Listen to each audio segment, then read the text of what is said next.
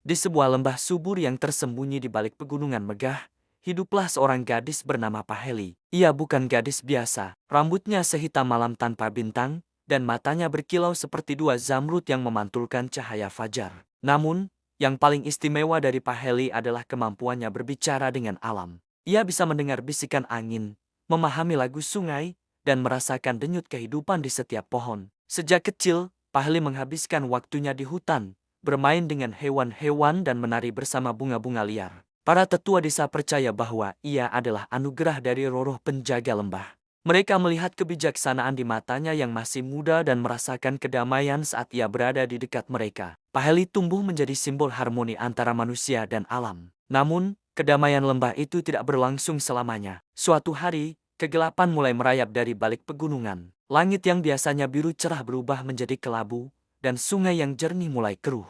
Sebuah penyakit aneh menyerang tanaman, membuatnya layu dan mati. Keputusasaan menyelimuti desa saat panen mereka gagal dan sumber air mulai mengering. Para tetua berkumpul dan menyadari ini bukan bencana alam biasa. Ini adalah ulah Ghora, roh jahat yang iri dengan keindahan dan kesuburan lembah. Legenda kuno menyebutkan bahwa Ghora hanya bisa ditenangkan oleh melodi suci dari bunga abadi, sebuah bunga mistis yang mekar setahun sekali di puncak gunung tertinggi, tempat yang paling berbahaya dan sulit dijangkau. Bunga itu dijaga oleh makhluk-makhluk gaib dan hanya akan menampakkan diri pada mereka yang berhati murni. Banyak satria pemberani dari desa telah mencoba, namun tidak ada yang pernah kembali. Melihat penderitaan warganya, Paheli tahu ia harus melakukan sesuatu. Dengan hati yang berat namun penuh tekad, ia memutuskan untuk memulai perjalanan berbahaya itu. Ia tidak membawa pedang atau perisai, senjatanya adalah keberanian, kemurnian hati, dan hubungannya yang mendalam dengan alam.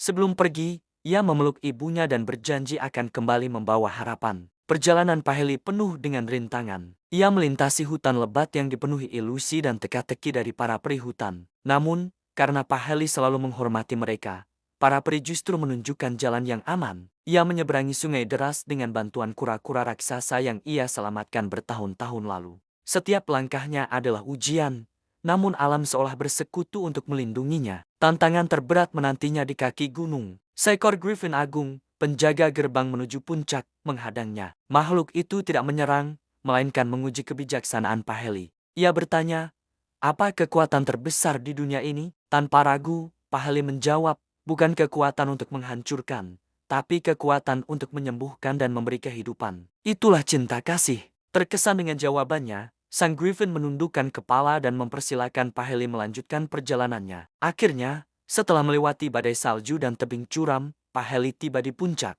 Di sana, di tengah taman beku, ia melihat bunga abadi. Kelopaknya berkilauan dengan cahaya surgawi, memancarkan melodi lembut yang menenangkan jiwa. Saat Paheli mendekat, bunga itu mekar sepenuhnya. Ia tidak memetiknya, melainkan menangkupkan tangannya dan mulai bernyanyi bersama melodi bunga itu, sebuah lagu tentang cinta, harapan, dan harmoni. Suaranya, berpadu dengan melodi bunga abadi, mengalir turun dari puncak gunung, menyebar ke seluruh lembah. Getaran suci itu mengusir kegelapan yang diciptakan Ghora, langit kembali cerah, sungai menjadi jernih, dan tanaman yang layu mulai tumbuh kembali. Roh jahat itu tidak tahan dengan kekuatan cinta kasih yang begitu murni, melarikan diri kembali ke bayang-bayang. Ketika Paheli kembali ke desa, ia disambut sebagai pahlawan. Lembah itu tidak hanya pulih, tetapi menjadi lebih subur dari sebelumnya. Paheli telah membuktikan bahwa keberanian sejati tidak datang dari kekuatan fisik, tetapi dari hati yang tulus dan ikatan yang kuat dengan kehidupan di sekitar kita.